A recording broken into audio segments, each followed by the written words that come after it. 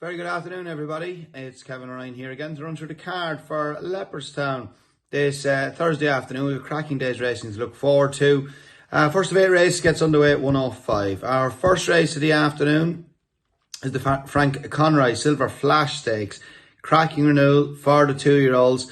And I was really taken by Joseph O'Brien's Pretty Gorgeous when she won in debut at Balliestown. She's a daughter of Lawman. She beat Siskin's half-sister, Leper, who's come out and franked the form. She just got beat at Leopardstown on her next start. Takes a fair 2-year-old to win first time out at Balliestown. And just the manner in which she won that day, she looked like a very good filly. I thought she'd be hard to beat. Her biggest danger could come from the Aidan O'Brien trained Snowfall. And good performance the last day when she got off the mark and won extremely well. That was at the Curragh. And I think she could be the biggest danger as well. But it's a race that's a lot of strength and depth in it. Amma Cherie of Dermot Wells hit the line quite well when she won first time out of the Curragh. Sure to improve as well. But I do think Pretty Gorgeous will be hard to beat in our opener. Our second race of the afternoon is the Japan Racing Association Tyros Stakes. For me, it's very hard to look past Cadillac. We all remember how well he won at Leopardstown on his one and only start. He should be hard to beat for Jessica Harrington and Shane Foley. Just left a lasting impression with me that day, like many of you, and Cadillac will be very, very hard to beat. His biggest danger could come from another one of Joseph O'Brien's, Vaffertino, who won well at Leopardstown when getting off the mark second time of asking. Race has worked out well. Mila, shall I say, of Jim Boulders came out and bolted up in a Phillies maiden at Galway last week. Our third race of the afternoon is the Holden Plant Rentals 7 furlong handicap.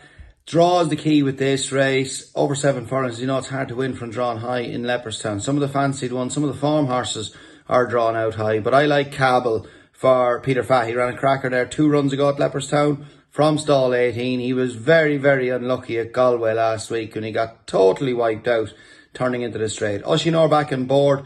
He's a good draw. And I think Cabell is the one to side with in our third race of the afternoon. Our fourth race is the Leopardstown Phillies race. Winner's race. 7 declared to go to post for this one. And I thought Thundering Knights with Joseph O'Brien should be very hard to beat. Joseph O'Brien, the 4-timer at Leopardstown last Friday. This is a really good run in a 1.25 mile handicap, 3-year-old loading handicap at the Curragh on Oaks Day. Just got beat by Sonny by Listen of Johnny Murtaghs. I think it could go one better today. His biggest danger could come from Dermot Wells' Amma Grace. Our fifth race is the Bahrain International Bally Roan Stakes. Group 3 one of the feature events on the day. 3 stakes races on the card.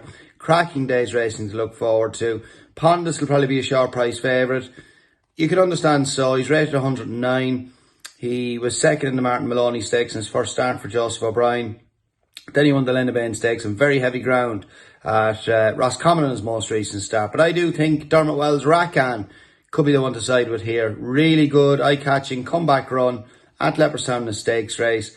Wasn't beaten all that far. He's £7 to find with our favourite.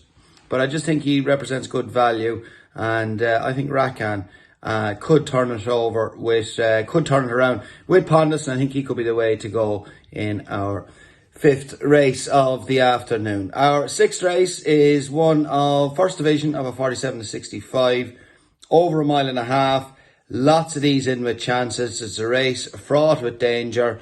I don't have a strong opinion about this. Maybe one that could be open to more improvement. Could be Loon Dutra from the Oliver McKiernan stable. Very, very shrewd stable indeed. He's drawn in the middle of the field. Chris Hayes on board. It's a tentative vote. As I said, I don't have a strong opinion on that division. Our penultimate race is the second division of the 1.5 mile handicap. This is definitely the stronger on paper of both divisions. And we've got Full Moon Magic of Joseph O'Brien's top weight running under a mandatory £6 penalty. Theoretically, £6 well in because due to get a £12 hike. But from winning, of course, at Leopardstown last week. She's a big chance. She's a really good draw in stall 1. Remember, she came down the outside last week. But I'm going to go with Harry Rogers. We tipped him up last week and we went very close to Final Endeavour.